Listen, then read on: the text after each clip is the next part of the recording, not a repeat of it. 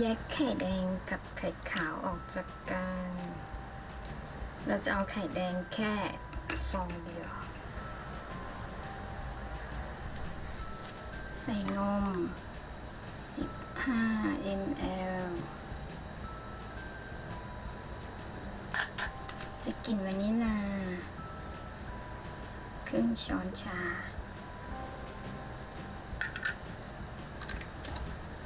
คนให้เข้ากัน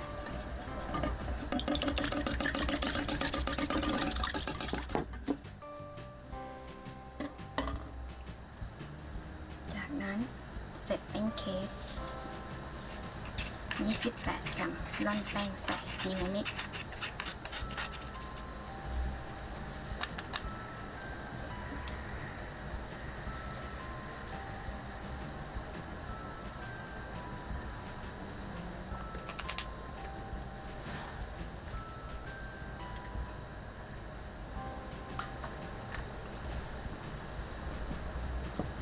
คนให้เข้ากัน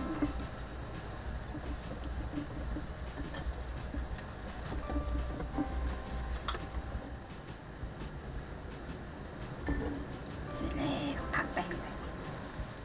จากนั้นตีไข่ขาวค่อยๆตี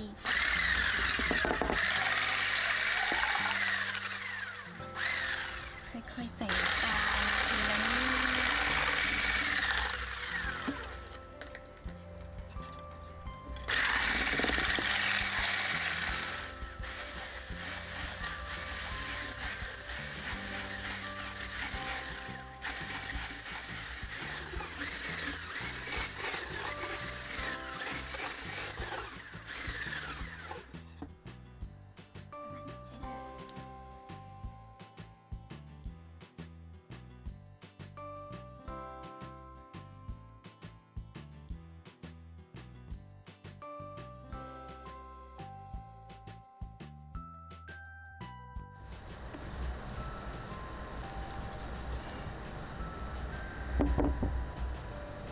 ก็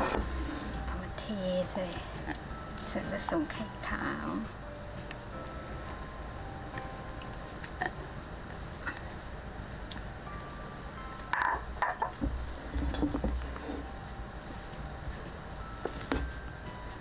ค่อย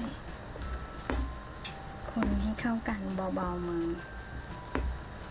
จนกว่าเนื้อมันจะเข้ากันดี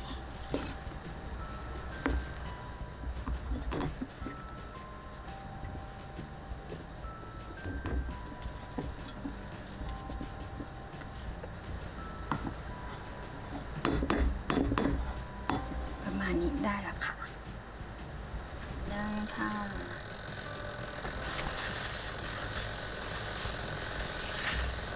ทาเนยให้ทั่วกระทะ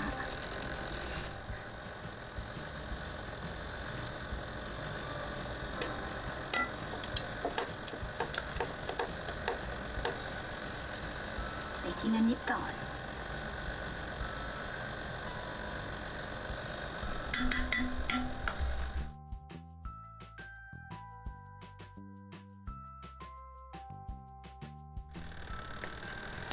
อันที่สองนะคะอันนี้น่าจะได้ไม่ติดด้านข้างอะ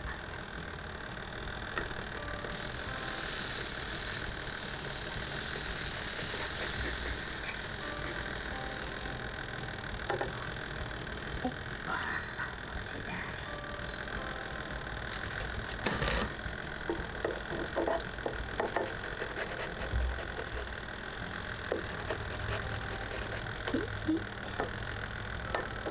เอ้ย